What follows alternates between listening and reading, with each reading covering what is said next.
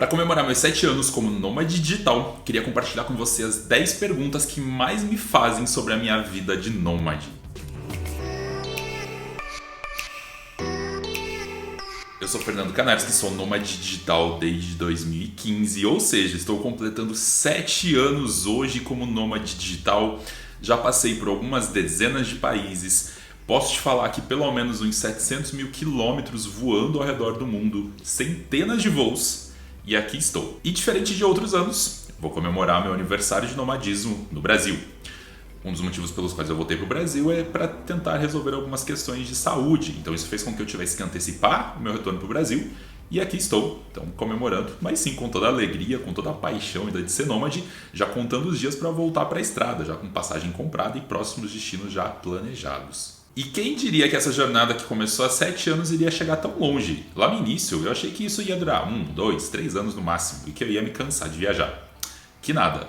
Mesmo depois de 7 anos rodando o mundo, eu estou muito ansioso para os próximos destinos. Eu não vejo a hora de voltar para a estrada e voltar a viajar. E aí eu queria compartilhar com você nesse vídeo 10 das principais perguntas que me fazem sobre nomadismo digital. Acho que é uma ótima forma de comemorar esses 7 anos respondendo quais são as principais dúvidas, o que as pessoas mais me perguntam. E aí eu tenho uma listinha aqui de perguntas que todo mundo me faz, seja no Instagram, seja quando me encontra, das principais dúvidas que me fazem, que me perguntam sobre essa vida de nômade. Eu espero que, inclusive, respondendo essas perguntas eu possa te ajudar a entender um pouco mais como funciona o nomadismo. Se você está na dúvida, se você quer virar nômade digital, essas dúvidas podem ser bem interessantes para você. E lembrando que se tiver qualquer outra dúvida e quiser colocar aqui na caixinha de comentários já, depois que eu lançar esse vídeo, eu vou dar uma olhada nos comentários e vou poder até responder essas dúvidas que você pode ter aí, caso você tenha alguma dúvida sobre nomadismo digital. E aí, antes da gente ir para as perguntas, queria te falar que se você quer virar nômade digital, está precisando de uma ajuda, quer participar de um clube com outras pessoas que podem te ajudar, inclusive, a ser nômade, e diversas dicas e aulas que eu mesmo preparei para ajudar outros nômades, existe uma comunidade chamada The Nomadic Club, que é a minha comunidade de treinamento para nômades digitais. Então, se você quer aprender mais, dá uma olhada no link que tem aqui embaixo na descrição desse vídeo. Lá tem todas as informações para você poder entrar no clube, fazer parte dessa comunidade e inclusive encontrar gente pelo mundo. Tem vários encontros que estão rolando, tanto aqui no Brasil quanto fora, com já algumas datas programadas. É um ótimo desafio para você provar que você pode ser nômade digital. Bem, e vamos para as perguntas então. São 10 que eu separei aqui das mais de centenas que sempre me perguntam, tanto nos vídeos quanto na rua, quanto me encontram, mas talvez essas sejam as mais relevantes. A primeira delas é: como foi seu primeiro dia como nômade? Muita gente tem curiosidade para saber como foi essa rotina do meu primeiro dia. E aí eu posso falar que foi o seguinte: a minha primeira experiência como nômade, meu primeiro test drive como nômade, foi em Miami. E é um caso engraçado, porque quando eu saí do meu emprego no Brasil, eu precisava de um computador novo para começar a trabalhar. E aí eu consegui juntar algumas milhas, e aí pensei, por que não ir para Miami? Já compro um notebook e já testo a minha vida de nômade digital por lá por mais ou menos 1 ou 2 semanas. Então, meu primeiro teste como nômade foi em Miami. Foi de mais ou menos umas 2 semanas. E o mais legal de tudo isso foi que eu pude testar a rotina de nômade numa cidade fora, uma cidade com praia, com bastante coisa para fazer. E ao mesmo tempo eu precisava trabalhar, porque eu já tinha alguns freelas e algumas coisas que eu já ia começar a gerenciar logo depois que eu saí do meu trabalho. Então, meu primeiro dia como nômade, eu posso te falar que foi o seguinte: de manhã, eu acordei lá em Miami já. E eu fui direto à loja da Apple, comprei um MacBook novo, porque eu precisava de um computador novo para trabalhar. E aí eu lembro que eu tirei ele da caixa, instalei tudo que precisava ser instalado e fui para uma Starbucks. Nessa Starbucks, lá de Miami Beach, eu lembro que eu tirei meu computador, peguei um café e comecei a trabalhar. E foi aí que eu pensei, putz, é isso que eu quero pro resto da minha vida. Então esse primeiro contato com essa vida nômade, esse primeiro teste que eu fiz lá em Miami, no meu primeiro dia, foi a certeza que eu tinha que eu ia ser nômade, que eu ia gostar muito dessa rotina. E eu lembro que lá, no restante da semana, eu tive que mesclar entre trabalhar e aproveitar a cidade. Então foi um ótimo test drive para conseguir virar nômade. E eu lembro que foi uma experiência incrível. Eu lembro de ter a foto disso até hoje. Isso veio na minha cabeça toda vez que eu penso nessa coisa de nomadismo. E foi um dos momentos mais legais, assim, que eu percebi que sim, eu podia ser nômade e que eu estava fazendo a coisa certa para minha vida. A segunda pergunta que sempre me fazem é: que lugar você mais gosta, Fernando? Tem algum lugar que você gosta de voltar? E aí eu vou te falar que sim, mais ou menos sim. Embora eu seja nômade e possa circular pelo mundo, tem alguns lugares que eu me sinto mais confortável, e isso é uma coisa interessante. Então assim, eu tenho alguns requisitos que me fazem sentir mais confortável em alguns lugares e consequentemente algumas cidades acabam se destacando na minha lista e são cidades que eu acabo voltando com mais frequência. A primeira coisa é que eu gosto bastante de espaços urbanos, ou seja, eu gosto de cidade grande. É por isso que, por exemplo, eu gosto muito de Nova York, gosto muito de Miami, gosto muito de Toronto, gosto muito de Vancouver, gosto muito de grandes cidades europeias, gosto muito de Amsterdã, gosto muito de Singapura, de Dubai. Então todas essas cidades são cidades que eu adoro passar e são cidades que eu já passei na minha vida nômade pelo menos 2 ou 3 vezes, justamente por gostar bastante delas. Outra coisa que me deixa muito confortável e que eu acabo usando como requisito para escolher as cidades onde eu vou é o idioma inglês.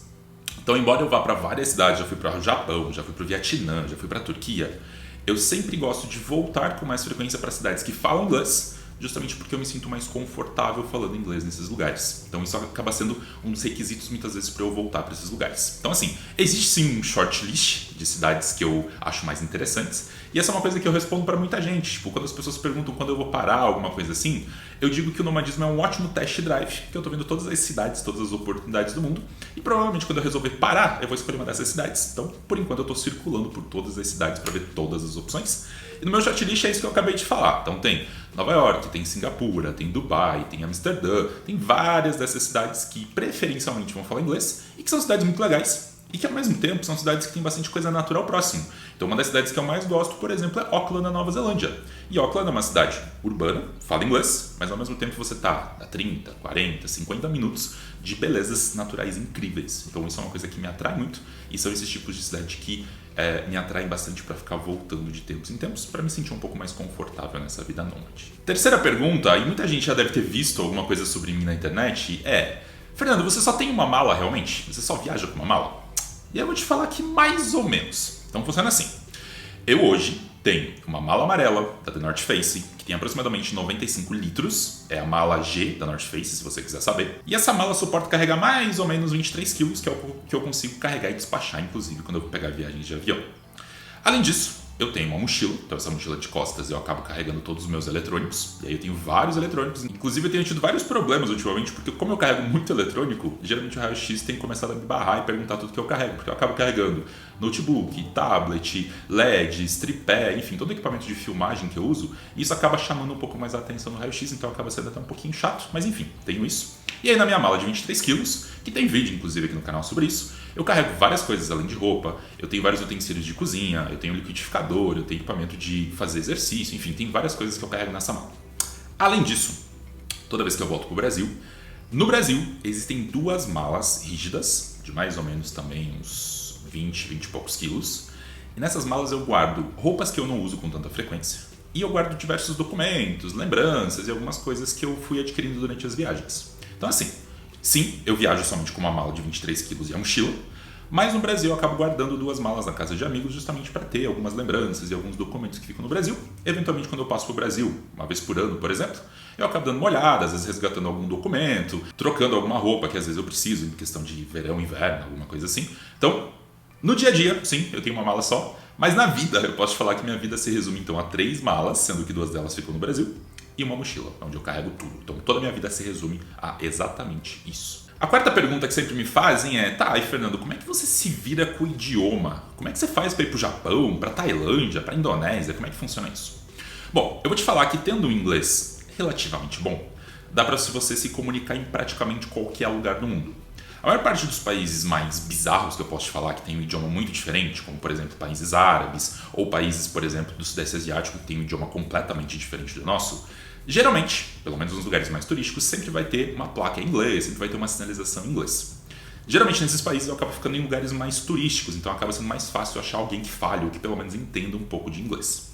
Em alguns países eu acabo utilizando o tradutor, então tem aplicativos para o celular que você consegue apontar para uma placa, ela consegue mais ou menos traduzir em tempo real ali o que está escrito nesses lugares. Então eu vou te falar que com o inglês relativamente bom, sim, você consegue ir para praticamente qualquer lugar, desde que obviamente você fique em lugares um pouco mais turísticos, principalmente quando for num lugar muito diferente. E é por isso que agora há pouco eu te falei que os lugares que eu mais gosto de visitar são lugares que têm inglês como língua nativa. Porque nesses lugares eu consigo me sentir um pouco mais familiarizado, um pouco mais confortável. Então geralmente eu tento intercambiar os meus lugares. Às vezes eu vou para um lugar que eu me sinto super desconfortável, onde quase ninguém fala inglês, mas mesmo assim eu consigo me virar. E às vezes eu acabo indo para lugares que eu me sinto mais confortável, que falam completamente inglês. Foi assim que, por exemplo, ano passado eu fui para a Turquia, passei 2 meses na Turquia, onde mais ou menos se fala inglês, então não é todo lugar, toda pessoa que fala inglês. E depois eu voltei para Dubai e fui para os Estados Unidos, lugares que são nativamente em inglês. Praticamente você consegue falar normalmente, você consegue se comunicar normalmente. Então isso é uma coisa que pesa um pouco às vezes, mas eu vou te falar que com o inglês você consegue se virar. Sempre vai ter alguém que entende, sempre vai ter alguém que consegue traduzir ou uma placa. E outra curiosidade, geralmente nos países asiáticos, eles sabem que a gente não é asiático. Consequentemente, quando você vai no restaurante, muitas vezes eles já vão te apresentar um cardápio em inglês, muitas vezes eles já vão ter alguém para te ajudar. Existe uma pegadinha só nesse caso, é que muitas vezes que o cardápio em inglês ele acaba sendo um pouco mais caro, justamente para pegar turistas. Mas aí, muitas vezes é o que você tem para fazer, então às vezes não tem muito como você resolver isso, a não ser que você esteja realmente com o local. Mas eu posso te falar que, já tendo ido para a China, para o Japão, para a Indonésia, Malásia, Tailândia, eu consegui me virar relativamente bem com o inglês. Dá para se virar no dia a dia assim. A quinta pergunta é, você tem medo de ficar doente? Essa é uma ótima pergunta. Sim, já passei por alguns perrengues de saúde, inclusive, e tenho sim muito medo, principalmente porque eu viajo sozinho. Então, por conta disso, obviamente, eu tenho sempre seguro saúde. Então, eu não viajo sem ter seguro saúde, seja do cartão, seja da World Nomad, seja de qualquer outro sistema, mas eu não me sinto confortável se eu tiver sem seguro saúde. E existem alguns casos. Um exemplo muito claro é o que está acontecendo agora neste momento. É um dos motivos pelos quais, inclusive, eu voltei para o Brasil para comemorar meus 7 anos de nomadismo no Brasil. No início do ano, eu tive algumas dores abdominais e eu fiquei muito preocupado. Eu acabei fazendo alguns exames em Dubai, que acusaram que não era nada sério, mas mesmo assim as dores continuaram. E como eu precisava consultar algum especialista, e o seguro geralmente não cobre esses casos mais de especialista, a não ser que seja realmente algum caso de urgência, eu optei por cancelar o restante da minha viagem e voltar para o Brasil para resolver isso. Os exames do Brasil falaram que nada dá muito sério, mas enfim, estou no Brasil, me cuidando. É algo relativamente simples para se cuidar e para tratar, mas foi muito importante eu ter voltado para o Brasil para ver um especialista, e isso é uma coisa muito importante. Por isso que eu bato muitas vezes na tecla de que você precisa ter uma reserva de emergência, porque às vezes você vai precisar cancelar todos os planos, vai ter que voltar para casa e vai ter que resolver alguns problemas, principalmente quando for saúde. Então, isso acontece. Eu me preocupo muito com isso, já tive outras tretas que eu consegui resolver normalmente na estrada com o seguro-saúde, mas esse caso específico eu tive que simplesmente cancelar tudo. Pela primeira vez em 7 anos eu tive que cancelar todos os meus planos e tive que voltar para o Brasil. Ainda bem que não é nada muito sério, então já estou com próximas viagens programadas, já estou com a minha vida organizada para os próximos meses, mas foi um susto e é uma coisa que eu me preparo porque eu sei que isso pode acontecer e óbvio, quanto mais velho você fica, maior é a chance de dar problema. Então assim, é muito importante cuidar da saúde e ter sempre um plano B, porque problemas podem acontecer. Essa agora é uma das mais clássicas. Quanto tempo você fica em cada lugar? Eu vou te falar que não existe uma regra. Então tem muito nômade que fala, você tem que ficar 3 meses, ou você tem que ficar 1 mês. Não existe uma regra. O que existe é você ficar confortável no lugar e você ter disponibilidade por conta de visto. Então, por exemplo, se você vai para os Estados Unidos, você pode ficar até 6 meses com um visto de turista. Óbvio que se você ficar muito tempo, você pode ter problemas com a imigração, mas na teoria você pode ficar 6 meses. Dentro da Europa, você pode ficar 3 meses. Em alguns países asiáticos, você pode ficar 3 meses ou apenas 1 mês. Então, vai depender realmente de cada país. Mas eu te diria que depois de 7 anos viajando como nômade, uma forma muito saudável de você organizar a sua vida é ficar entre 1 e 3 meses no lugar. Menos que isso, provavelmente você vai ter muita correria, principalmente se você quiser explorar a cidade e precisar trabalhar bastante ao mesmo tempo. Então, 1 mês eu te diria que é o mínimo para ficar confortavelmente numa cidade ou numa região. Já se você gostar muito do lugar e se isso permitir com que você fique mais tempo no lugar, você pode ficar até 3 meses, que é um tempo bem saudável também para você explorar. Às vezes você montar base numa cidade e depois explorar outras regiões. Mas eu te diria que é um período bom se você quiser realmente curtir a vida como nômade, não passar tanto perrengue, ter uma vida mais confortável, ter um pouco mais de tranquilidade e não ficar mudando tanto, porque isso eu posso te garantir, isso estressa depois de um tempo. Então ficar pulando de semana em semana, de cidade em cidade, ou todo mês ir para uma cidade completamente diferente, com um fuso horário diferente, isso pode ser um problema. Então minha sugestão sempre é você escolher um fuso, e nesse fuso você tem que tentar ficar o máximo possível de tempo, ficando 1, 2 ou 3 meses em cada lugar, em cada país ou cada cidade. Isso vai fazer com que você tenha menos estresse, isso vai fazer com que você consiga trabalhar, curtir a cidade, ser feliz, enfim, organizar muito melhor a sua vida. Então, bastante cuidado quanto a isso, porque lá no começo eu cometi o erro de viajar demais, tentar conhecer muita cidade, muito lugar ao mesmo tempo, pular muito de fuso horário. Isso foi um problema muito sério, porque isso me gerou problemas de saúde logo nos primeiros anos. Isso é uma coisa que eu corrigi ao longo do tempo. Então, hoje, eu tento ficar mais tempo nos fusos horários, principalmente, às vezes até pulando de uma cidade para outra, mas eu tento ficar pelo menos 1 mês. Primeiro, para economizar Airbnb, segundo, para organizar um pouco mais a minha rotina. Isso é bem importante. Esta é uma pergunta clássica também que me fazem, que é: você não se sente sozinho viajando? Bem, se você olha para o meu Instagram, olha para os meus vídeos, olha para os meus stories, na maior parte do tempo você vai ver que eu estou sozinho. Estou filmando sozinho, trabalhando sozinho, fazendo as coisas sozinho, viajando sozinho. Eu vou te falar que como bom introvertido, isso não é um problema pra mim. Eu gosto de ficar sozinho. Eu gosto de fazer as coisas sozinho. Muito diferente de uma pessoa extrovertida, que gosta de sair, conhecer gente, ir pra festa, balada, trabalhar num lugar muito muvucado. Eu realmente não gosto.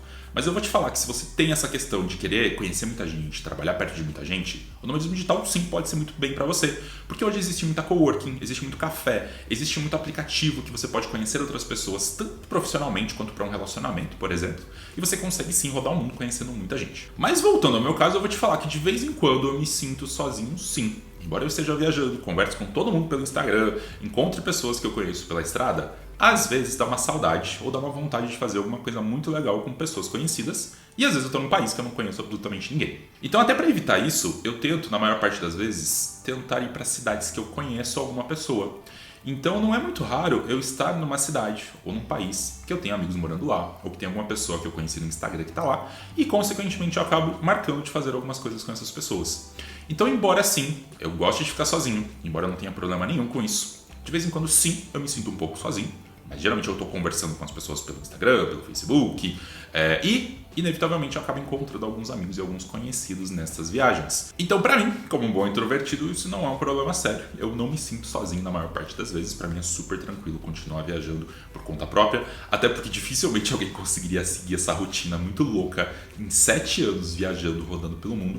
Então, o que eu faço é acabar encontrando pessoas pela estrada e de vez em quando eu vou encontrando algumas pessoas. E eu vou te falar que uma das coisas que é mais triste na vida de nômade, isso é uma coisa que eu já li muito e realmente faz bastante sentido, é que a vida de nômade ela é uma vida que está eternamente se despedindo das pessoas. Então, inevitavelmente, você vai conhecer muita gente, você vai fazer coisas super legais com algumas pessoas, mas um mês depois, talvez você vá dar tchau para essas pessoas e talvez você nunca mais veja elas. Então, isso é uma coisa triste que acontece, mas o que a gente tenta fazer é aproveitar o máximo possível quando está junto com outras pessoas, junto com os amigos, para tentar aproveitar o máximo possível, até porque nós que estamos nômade, a gente está indo para frente, cada vez vai conhecer outras pessoas. Então eu acho que às vezes eu fico triste pelas pessoas que ficaram, porque elas vão ficar na vida delas e eu vou continuar rodando, vou continuar viajando. Então isso me deixa um pouco mais tranquilo quando às vezes eu me sinto um pouco sozinho. A próxima é um pouco polêmica, mas acho que é importante discutir sobre isso, que é: Fernando, você tem vontade de ter uma casa? Embora eu seja nômade há 7 anos, esteja rodando pelo mundo, tenha conhecido diversas cidades incríveis, ficado em Airbnbs incríveis, sim, eu vou te falar que de vez em quando dá vontade de ter uma casa. Principalmente quando eu tô no Airbnb muito legal, numa cidade legal, eu começo a pensar, puxa, imagina se eu tivesse uma casa nesse lugar, pudesse ter essa vida todos os dias pro resto da minha vida. Ou muitas vezes quando eu tô numa loja, ou tô em alguma coisa legal e tem algum produto legal que eu quero comprar, mas aí eu penso, puxa, eu não tenho casa, então não tem por que eu comprar esse objeto, essa lembrança, porque não vai ter onde colocar. Então sim, às vezes dá vontade de ter uma casa, mas eu vou te falar que a vontade de viajar e conhecer diversos Airbnbs ainda é maior. E talvez o mais legal é que depois de 7 anos rodando pelo mundo, eu consigo hoje em dia pegar Airbnbs um pouquinho melhor. Diferente lá do começo, quando eu tinha que ficar em hostel, eu tinha que ficar em Airbnb compartilhado, hoje em dia eu consigo pegar alguns apartamentos mais legais. Então todo mês eu posso te falar que todo mês, a cada 2 meses eu estou tendo experiências incríveis em apartamentos legais, em cidades legais. Isso acaba sendo bem mais interessante, então isso acaba fazendo com que eu continue querendo não ter uma casa ainda. Mas eu vou te falar que quando eu resolver parar, provavelmente, sim, vou parar, vou ter uma casa, vou ter uma família, porque realmente, às vezes eu sinto saudade de ter um cantinho só meu onde eu possa guardar todas as coisas e principalmente comprar lembranças de viagem. Eu já passei por tantos lugares incríveis e eu simplesmente não posso guardar praticamente nenhuma lembrança, porque eu não tenho espaço, eu não consigo guardar essas coisas. Então, para mim é muito importante pensar nisso, talvez mais para frente, daqui uns 3 ou 4 anos, talvez eu comece a firmar o pé e talvez eu tenha assim uma casa. Parar de viajar provavelmente eu não vou, mas eu tenho muita vontade de ter uma casa em algum lugar do mundo onde eu possa pelo menos voltar de vez em quando, me sentir um pouco mais confortável. Então isso sim, um dia vai acontecer. A penúltima pergunta que sempre me fazem é: que dica você daria para quem está começando? Muita gente que está começando com o nomadismo me pergunta, tá, e aí, o que eu faço? Quais são os primeiros passos que você me sugere? Bem, eu vou te falar que existem vários jeitos de ser nômade. Então, não tem uma fórmula mágica para você começar e fazer alguma profissão e ganhar dinheiro e ser nômade. Não existe isso. O que eu vou te falar é que existem algumas coisas importantes para você fazer antes de virar nômade para ver se você quer realmente ser nômade, tá? E aí, antes de falar delas, eu queria te falar o seguinte.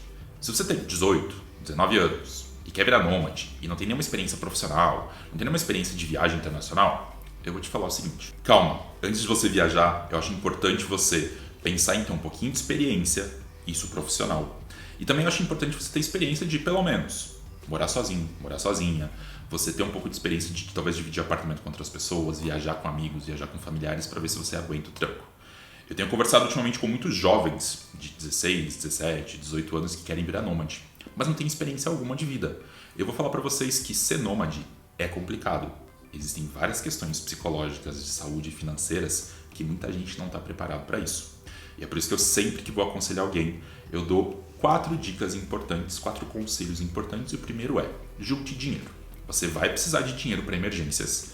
E é muito importante você ter uma grana de reserva, pelo menos para 6 meses de despesas no Brasil, caso você precise voltar para o Brasil. Isso é bem importante, porque isso pode evitar que você sofra quando você tiver algum perrengue. A segunda coisa que eu posso te falar é, converse com a sua família e com seus amigos.